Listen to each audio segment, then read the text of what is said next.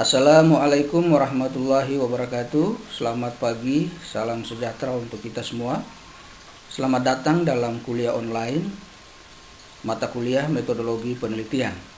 Kuliah ini akan berlangsung dalam 10-15 menit. Ini merupakan pertemuan kita yang pertama, di mana kita akan lebih banyak membahas tentang konsep-konsep dasar dan filosofi yang melandasi berlangsungnya kegiatan penelitian. Kita akan mulai dengan hubungan antara ilmu pengetahuan dan penelitian. Sebelum lebih jauh, mari kita kenali dulu apa yang terjadi di balik proses penelitian dan apa yang dihasilkan. Ini penting untuk membuka wawasan filosofis dan paradigma kita tentang sebuah penelitian ilmiah. Bahwa manusia dianugerahi oleh Tuhan rasa ingin tahu, di mana keingintahuan itu diawali oleh adanya masalah. Masalah tentu banyak dimensinya. Misalnya ketidaktahuan itu juga masalah. Nah, rasa ingin tahu tersebut mendorong manusia untuk selalu berpikir. Proses berpikir terutama yang dilandasi oleh logika ilmiah, ini yang kemudian melahirkan gagasan-gagasan ke arah pemecahan masalah. Ini yang kita sebut sebagai reflective thinking. Dari sini kemudian dilakukan penelitian melalui prosedur-prosedur yang sistematis, rasional dan empiris, sehingga menghasilkan apa yang disebut sebagai kebenaran ilmiah. Kebenaran ilmiah ini memverifikasi fakta, melahirkan dalil dan bahkan teori yang akan memperkuat hasanah ilmu pengetahuan. Dari hasanah ilmu pengetahuan ini kemudian menjadi dasar untuk dilakukan proses berpikir lagi, melakukan penelitian, kemudian mencari teori, dan menjadi dasar lagi untuk melakukan penelitian, dan seterusnya. Ini akan berlangsung terus selama rasa ingin tahu itu masih ada dalam diri manusia. Proses berpikir ilmiah yang kita sebut sebagai reflective thinking tadi, memandu ke arah penggunaan cara-cara ilmiah yang kita sebut metode ilmiah. Proses berpikir ilmiah setidaknya dilandasi oleh dua bentuk penalaran atau logika, yakni penalaran deduktif dan penalaran induktif. Penalaran deduktif merupakan logika pengambilan kesimpulan dari gejala-gejala umum ke khusus. Contoh, misalnya ada dua premis. Premis 1 biasa disebut premis mayor. Semua usaha mikro modalnya kurang dari 50 juta rupiah. Kedua, CV Rahayu adalah usaha mikro. Maka kesimpulan yang bisa kita ambil adalah CV Rahayu modalnya kurang dari 50 juta rupiah. Dari umum ke khusus. Sebaliknya, penalaran induktif adalah logika pengambilan kesimpulan dari khusus ke umum. Contoh, gempa bumi dapat mengganggu perekonomian. Banjir bandang dapat mengganggu perekonomian. Karena gempa bumi dan banjir bandang merupakan bencana alam, maka kesimpulan yang dapat diambil adalah semua bencana alam dapat mengganggu perekonomian. Ini merupakan logika induktif dari khusus ke umum. Metode ilmiah sendiri jelas harus memenuhi kriteria-kriteria yang disebut atau sering disebut sebagai kaidah atau prinsip-prinsip ilmiah. Antara lain, harus berbasis fakta, harus bebas dari prasangka, harus menerapkan prinsip-prinsip analitis, dan harus menggunakan ukuran-ukuran objektif. Ketika kriteria ini sudah ada, maka disusun langkah-langkah yang tentunya sistematis, mulai dari mendefinisikan masalah, survei awal, memformulasikan hipotesis, hingga menyusun laporan. Silakan Anda dalami lebih jauh. Berikut beberapa konsep penting yang perlu kita ketahui untuk mengantarkan pemahaman kita lebih jauh tentang metodologi atau metode penelitian. Di antaranya sebagai contoh adalah soal kebenaran. Muhammad Nazir dalam bukunya Metode Penelitian, salah satu buku referensi yang kita gunakan, dia mengatakan bahwa kebenaran dapat diperoleh tidak hanya melalui proses ilmiah, tapi bisa juga melalui proses non-ilmiah. Kebenaran yang tidak melalui proses ilmiah ini disebut sebagai kebenaran non-ilmiah. Contohnya adalah kebetulan, wahyu, common sense atau akal sehat, trial and error, dan seterusnya. Bagaimanapun, kebenaran non-ilmiah ini kendati diyakini sebagai sebuah kebenaran, namun sangat minim penjelasan. Oleh karena itu, dibutuhkan proses ilmiah untuk bisa memverifikasi kebenaran ilmiah tersebut dan menemukan kebenaran ilmiah di dalamnya. Anda mungkin pernah mendengar tentang kisah seorang Indian yang mengalami sakit demam yang tinggi, kemudian dia terjatuh di pinggir sungai dan meminum airnya yang agak kehitaman, dan beberapa saat kemudian dia sembuh.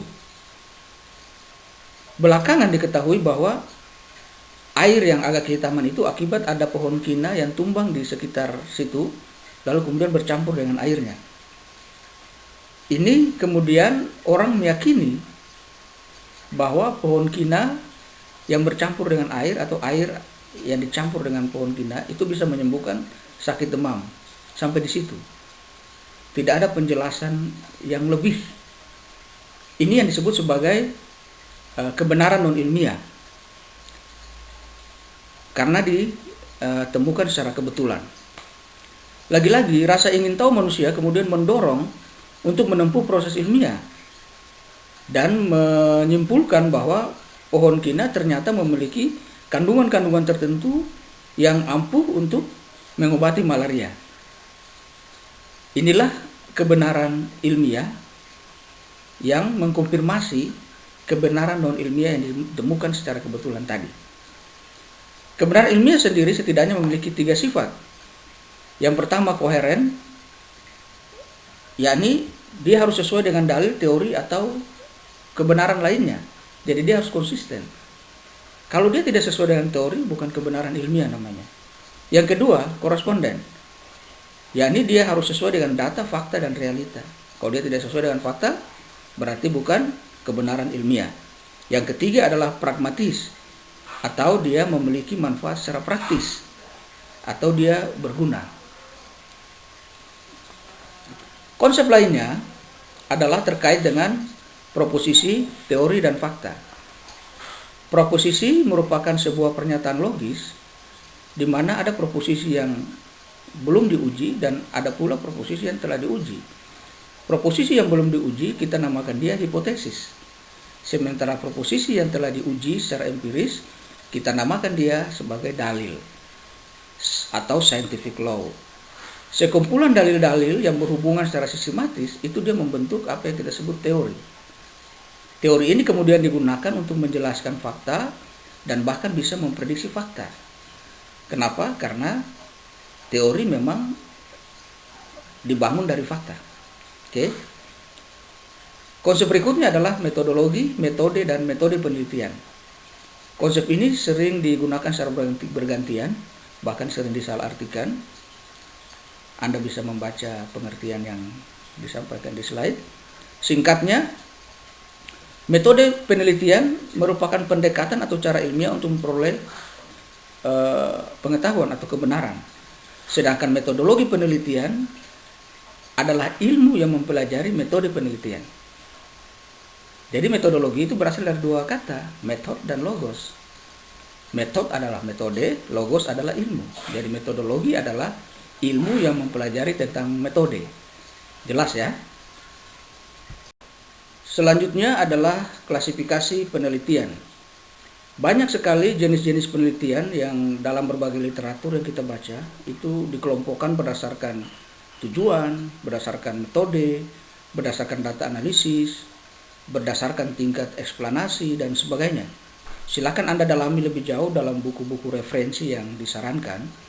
Di sini kita akan menampilkan beberapa klasifikasi penting yang sering dibedakan secara berpasangan. Di antaranya sebagai contoh adalah penelitian dasar dan penelitian terapan. Ini merupakan klasifikasi penelitian berdasarkan tujuan. Penelitian dasar ditujukan untuk pengembangan teori yang sudah ada atau menemukan teori baru. Sedangkan penelitian terapan ditujukan untuk penyelesaian masalah-masalah yang dihadapi dalam kehidupan. Klasifikasi lainnya adalah penelitian kualitatif dan penelitian kuantitatif.